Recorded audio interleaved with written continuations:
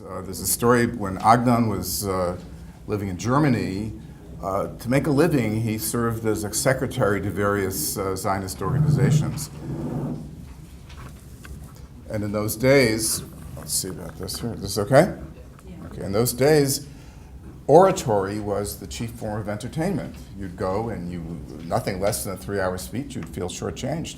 So Agnon is on the dais at one of these Zionist meetings, and the speaker is going on and on. He's going past his 3 minutes. So Agnon writes a little note to him, and he says, "Ulai efshar l'sayem," maybe you can finish. And the guy keeps going on. He writes back, "Kein aval ech." I hope I won't test your patience with that.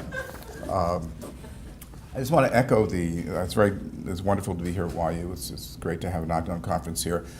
I think that we in America have a long history with Agnon, and a lot of the important Agnon scholarship has been done here in America by Arnold Band, by Avram Holtz, by the late Shmuel Leiter, and others. And there are many ways in which I think in the future Agnon readers will be Americans, in part because for us, Agnon as this living bridge between the world of tradition and the world of modernity, these are issues that are very much alive from us here. In Israel, unfortunately, a lot of the resonance of religious life for secular Jews has been kind of poisoned by the Rabbanut and official religion, and the fact that you have to read Agnon for the Bagrut, just the way in which you have to read Shakespeare. And so if you speak to an average Israeli, a literate Israeli, a young person today, and you ask about Agnon, we had to read that story, Tehillah, or something like that. And it has this kind of burden that we're not burdened with. And again, I think that in the future, whether in Hebrew or in the gathering body of Agnon in English, that American Jews will be uniquely positioned, I think, to understand Agnon and to help Agnon continue in the world of Jewish letters. So, my goal today is to reflect on the relationship between Eretz Yisrael and the world of Eastern European Jewry. I came to this because I've been working for many years on the body of stories that Agnon turned himself toward in the last 15 years of his life. In the mid-50s through the 60s, he died in 1970, he began to write stories about his hometown in Galicia, Buczacz. Most of them were published in Eretz, but in many other places. About half of them were published in his lifetime, and then after his death.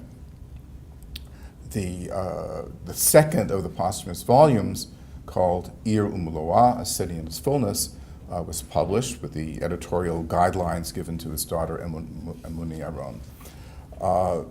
So we have something that's very interesting here, that why does Agnon, beginning in the mid-50s, really turn his attention to the enterprise of writing about Eastern Europe? And he writes about it not about the years of his childhood or even within the personal memory of his family. It's essentially about the 18th century. He begins in the 17th century, in the generation after the Khmelnytsky uprising, and goes to the mid-19th century, around the time where the Jews of Galicia received the vote, together with other minorities within the Austrian Empire. So we're speaking about early modern times, before the upsurge in ideology, socialism and Zionism and Haskalah and assimilation. Haskalah was there earlier. So Agnon chose, in these last 15 years of his life, to write about what we might call the classical period of Polish Jewry, and to center it on one town, on Buczacz. He had treated Buczacz in many other ways before, and I'll get to that in a moment. And so this is quite something. In other words, what does this body of work mean? So I want to begin with an earlier period, the major novel Orech Natalalun, A Guest for the Night, which was published in the very late 1930s in Haaretz, right on the eve of World War II. The novel was set in around 1930. It's about a visit which actually took place maybe less than a week, but it's about a figure like Agnon, named Shmuel Yosef, who goes back to his hometown and spends almost a year there, for various motives we'll talk about in a moment. And he calls the town Shibush rather than Buchach. Shibush means error or mistake, and it's a plain words, obviously, Buchach. And it's, in a sense, the last of Agnon's major dealings with Buczacz before the war. Now, many other things were set in Buczacz. Sipur Pashut, simple story, as you know, set before World War I in Buczacz. And Hachnasat Kala is not set in Buczacz, it's not mentioned, but in the milieu of Galicia around the time of the Napoleonic Wars. And I'll have occasion to mention the story Bilvav Yamim, the Heart of the Seas, which is about a aliyah to Eretz Yisrael on the part of a group of Hasidim in the 19th century that was published earlier. But I guess the night is really, in a sense, the swan song. And it's a reckoning with the world of Buczacz, in which a middle-aged writer, Hebrew writer from Eretz Yisrael, comes to spend time in his hometown. And his motives are twofold. One is that he is hoping to reignite some kind of spiritual life in this town. The town has been the victim of what he calls the Chorban Rishon, World War I, which for Galicia was truly a decimation. And so everybody is injured and maimed and broken in some way. The Beit Midrash is hardly used. And he comes, he has little money, he heats the Beit Midrash, gets a fire going there, and during the winter he succeeds in getting people come back to the Beit Midrash, and he gives shiurim and so forth. But it fails. He cannot reignite the fire or the warmth of the Beit Midrash. And what he has to acknowledge over the time of his, in Buchach, of the author, is that he was there for his own purposes, in order to understand his own childhood, in order to bring back into his own life the world of Buchach that he had departed from a long time ago. He left when he was 20 years old, and he essentially never came back. 2 visits, but that's about it. He was in Eretz Yisrael, and then in Germany for 11 years, and then back to Eretz Yisrael. So it's a reckoning for him, and he has to recognize also that he cannot return Buchach to himself. So there's a great sense of failure of the world of East European Jewry represented by Buchach slipping away, something irretrievable. Yet, at the last pages of the book, there is a palpable connection between Buchach and Eretz Yisrael in the key to the Beit Midrash. And is Yael Feldman going to be joining us? I don't think so. Okay, well, she's written very eloquently about the image of the key. So he has the key, it's a big key to the Beit Midrash, and he loses it, and then when he gets back to Jerusalem, his wife finds it in the crack of one of his valises, and he puts it in a box, and he takes the key to the box and hangs it around his neck.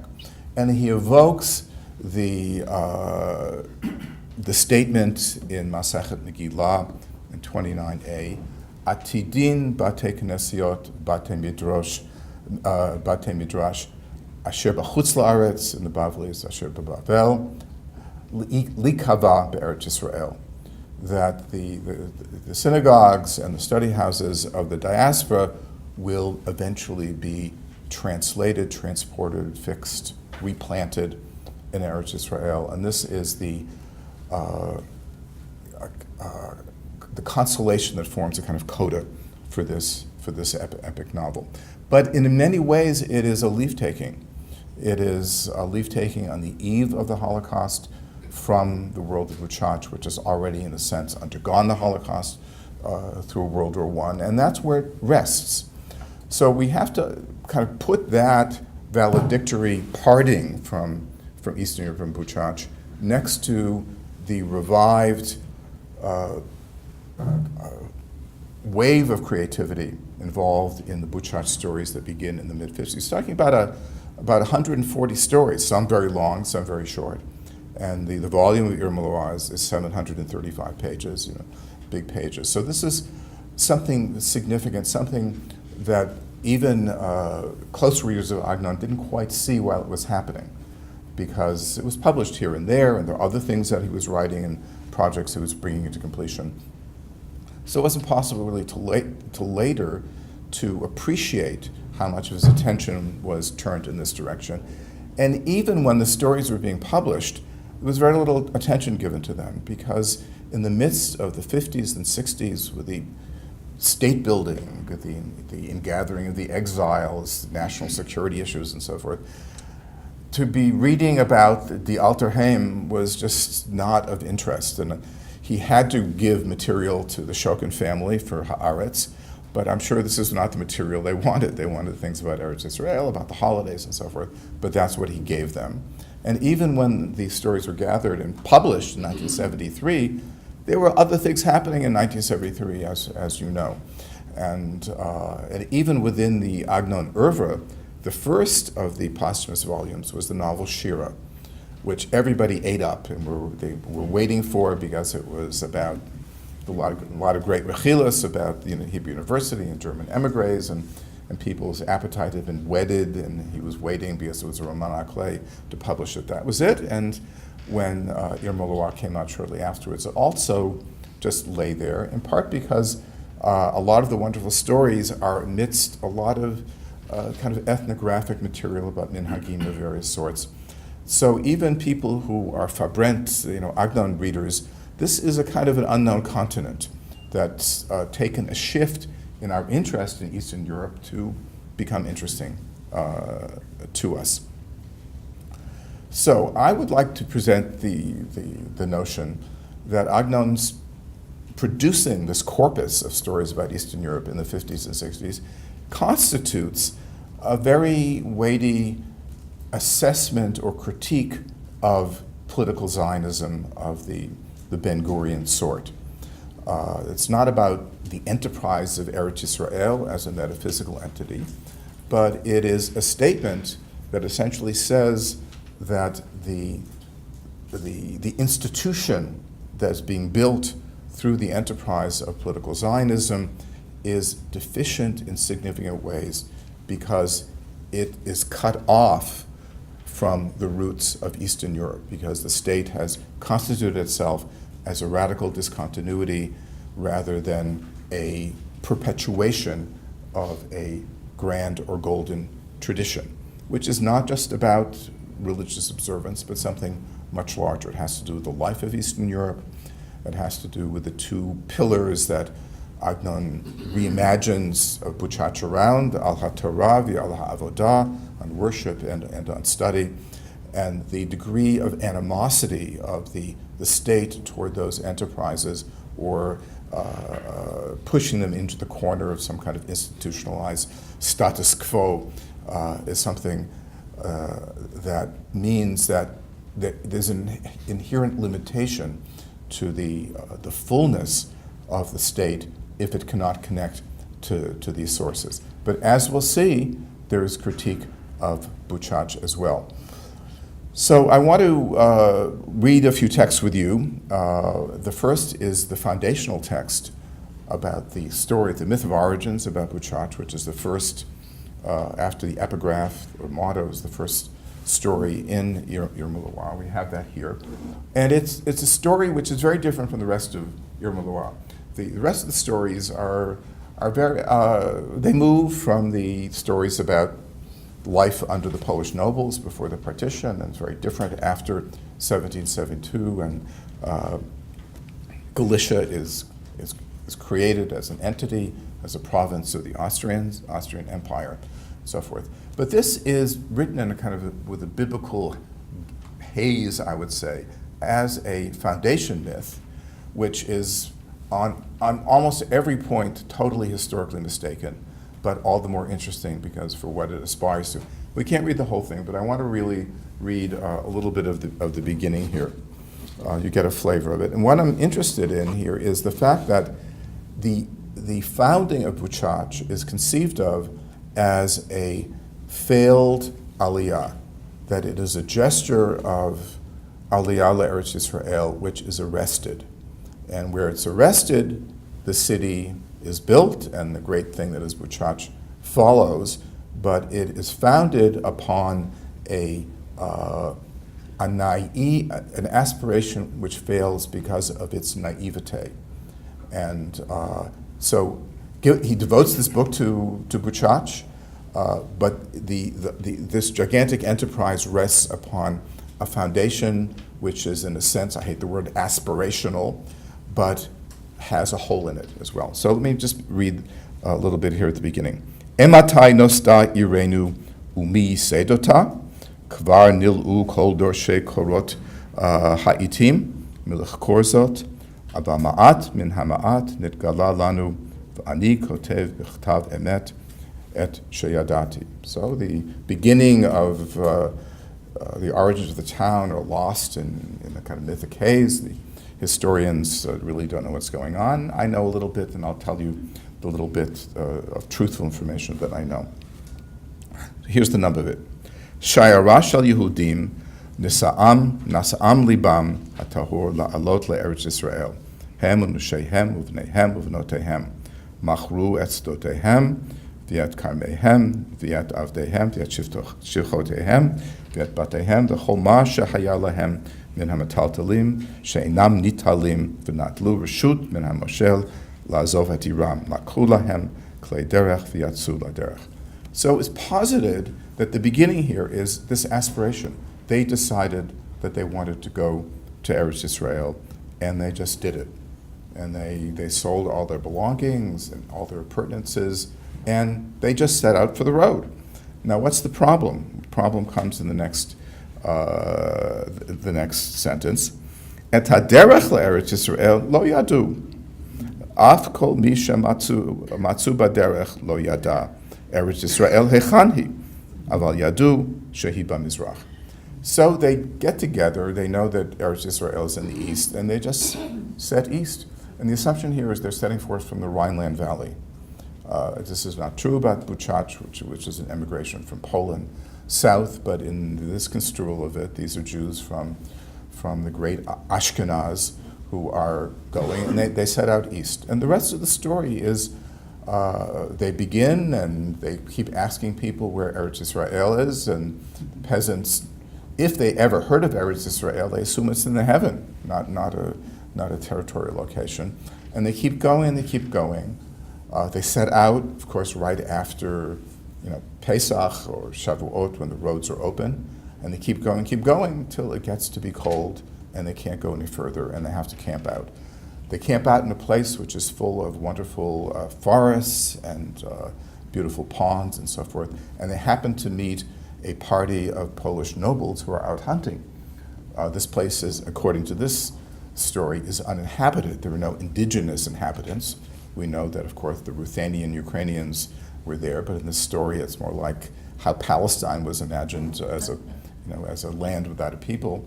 And the nobles invite them to come back to their estates and spend the winter with them, which they do on a provisional basis. They're going to do this just for this 1 year because it's too cold. They hadn't really figured on what it would take to get through the winter and keep going.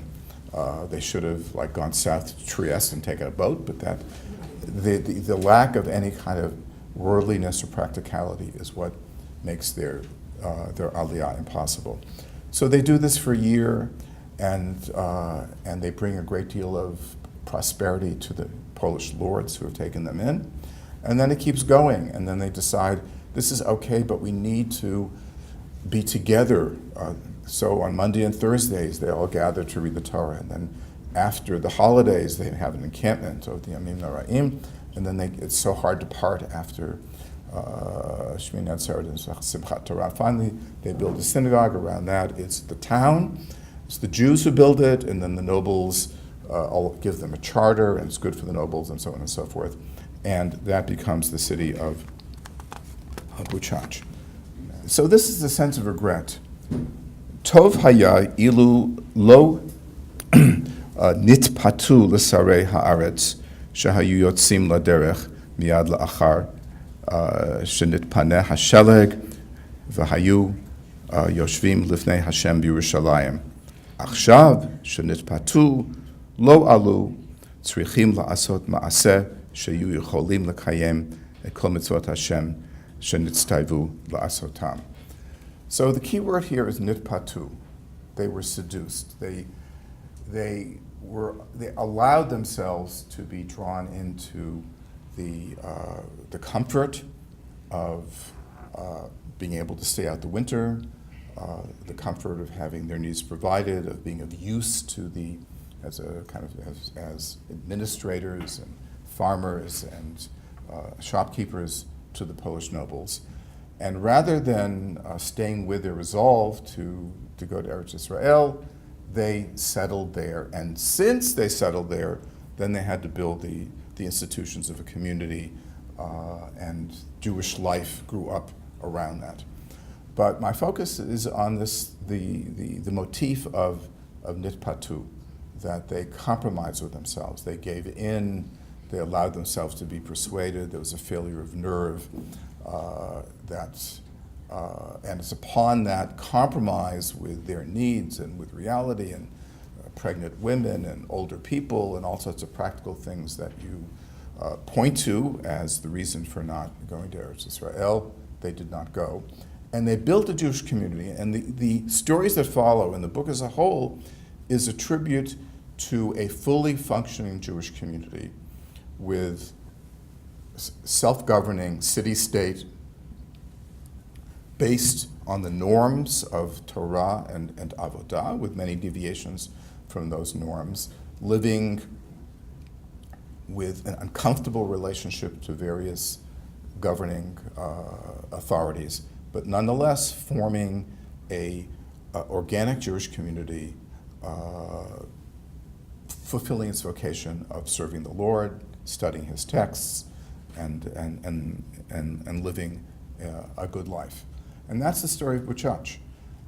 Now, what I want to position here is, so the question is, why do you need a Jewish state in the modern world if we once had places like Buczacz?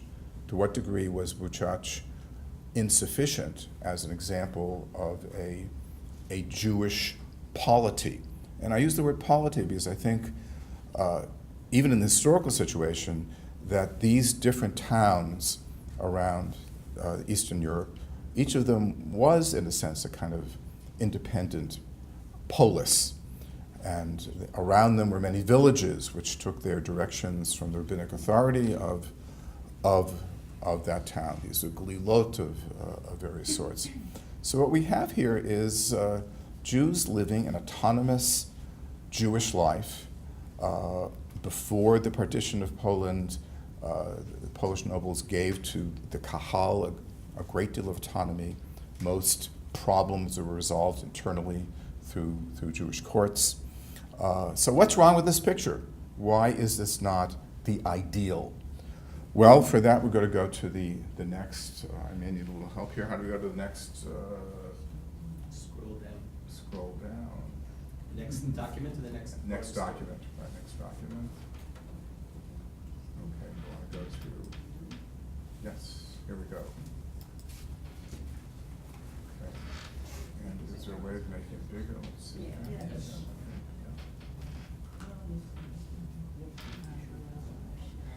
A little bigger. Move it.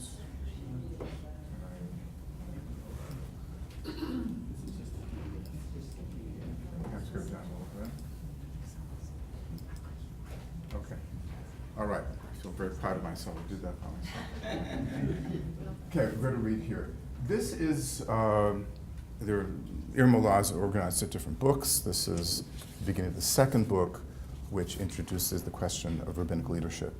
And the key text here is a 90-page novella called Hamavakshim Lahem Rav, where Buczacz, which views itself as a very important Jewish community, and the fact is that it's a kind of a third-level Jewish community. It's full of Torah, but it doesn't have enough money to buy the kinds of rabbis that it deserves it should have. There's a whole chronicle about why it had a great rabbi, it lost the rabbi, rabbis keep getting stolen by up-and-coming nouveau riche cities like Stanislav and other places. Buczacz produces great rabbis and it's stolen by other communities. And they're so proud that they won't appoint a rabbi if they can't find somebody who's equal to them. So they go for a long time without a rabbi. And this is the introduction to that story. Here, this is a historical prologue in which Agnon is talking about the Council of the Four Lands, the Vad Arba Aratzot. In the Lithuanian Polish Commonwealth, the communities were essentially these independent city-states, but there was a larger structure that would meet twice a year at the great commercial fairs and deal with large policy. This included mostly rabbinic sages, but also educated laymen as well. And this is Agnon's comment about it. The Council for Lands was disbanded by the Polish state a few years before the conquest of Poland, and the division of Poland in 1772. And this is Agnon's kind of encomium and an elegy time. Zman mu'at la'achar tirat Rabbeinu galak kavod Yisrael v'nishbar mateh. I have to go down one because I'm going to read it from here and then you can read it, okay? Right, okay. זמן מועט לאחר פטירת רבנו גלה כבוד בישראל ונשבר מטה עוזה של כנסת ישראל שבגלות פולין שבטלו הוועדים. These are the councils. ששתי פעמים בשנה בימי הירידים הגדולים during the great commercial fairs שבאים שם סוחרים רבים ונכבדים מכל המדינה היו רבנו הרבנים והפרנסים מתכנסים ובאים שהיו מפקחים על צורכי הציבור ומתייעצים על עסקי הקהילות ומתקנים תקנות גדולות לפי צורך הזמן וצורך המקום ללכת בדרך טובים לעשות את הטוב והישר בעיני אלוקים ואדם. So they would get together twice a year and they would make edicts and legislations that affect the commonweal. Lo haya kadavar hazeh b'shum umah v'lashon. Am shebuchach u'murat she'en lo tokef shel malchut v'sarim ela kata Torah koach haTorah ba'im v'gozrim ela koach haTorah. As opposed to other nations that have sovereign structures and power, all the Jews have is koach haTorah, and nevertheless they get to the ba'im v'gozrim gezerot v'taknim takanot v'hen mitkabelot al kol ha'am b'gezerat hamelech. And these are accepted by all communities as if they were the edicts of a king. Ela melech ilmale ma'amid shotrim shirodim et ha'am b'makel u'b'surah v'kofim alehem et gezerotav lo hayim mekanim et gezerotav v'adayim rubim u'mordim v'haposhim she'ovrim al davar hamelech. But you'd think that in the case where there is no material coercion, that things would be fine. No, with an earthly king, he makes edicts, and nevertheless people disregard them and rebel against them.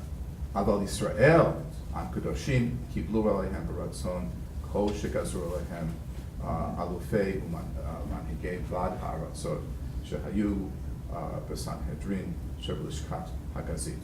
No, but in the case of Israel, they accepted the validity and the power of the legislation of the councils as if it were the Sanhedrin in the temple. Below Knesset Yisrael Polin Bilvad Ela Af Michutz LeGvulot Polin Kiblu HaYudim Alehem et Takanot Haba'at. Bas Stanislav August Melech Polin Ubitel et Avadim Shayu Kayamim Matayim Shana. So this is at the end of the existence of the Polish Commonwealth. The ruler canceled them, and look what happened to him. Aval hamakom nifra mimachut Polin he bitla et vad ha'aratzot v'hu yitaleh shilach bahem shalosh medinot kashot v'bitlu Buchach Polin. they saw fit to cancel the councils, and look what happened, that the Polish state collapsed and it was divided between Russia, Prussia, and Austria. So I want to just finish by putting this in the framework of this was the problem. So if Buczacz in some way is exemplary or represents the kinds of autonomous Jewish communities, what are the problems? The problem is that it did not have ultimate Jewish power. It was capable of self-regulation. Once there was not the force majeure from above to disturb that, once there was, things began to change. And after the partition in 1772, once the communities of Galicia came under Austrian rule, the sway of rabbinic law was diminished greatly. There was a great deal of change. So, to conclude, I titled my talk "The Dialectic Between Eretz Yisrael and Buczacz," because I think that that's what Agnon has in mind, that this massive imaginative project of creating Buczacz was, in a sense, a critique of the insufficiency of political Zionism. During the years that Agnon was writing these stories, he corresponded with his great reader and critic, Baruch Kurzweil. Kurzweil asked Agnon, "What are you working on these days?" And he responded by saying, "Boneh ani ir," I'm building a city. And I think you think of that in relationship to Ben-Gurion building a state, the state of Israel, which Agnon certainly supported, and we know about his religious Zionism. But during that time, there was a kind of a mishkal shegeneged, where Agnon is building an imaginative world. And he used the word boneh, to build, and it's a language not about reconstruction or reimagining, but it's creative work. It's primary work. In other words, the way that he recouped Buczacz was to build it according to his lights. In other words, to use the whole kit bag of modernism that he had brought to the process of writing to reimagine Polish Jewry through the lens of his world. And that creative endeavor was his contribution to a fuller dialectic between Eretz Yisrael and Buczacz. Thanks very much. Thank you very much.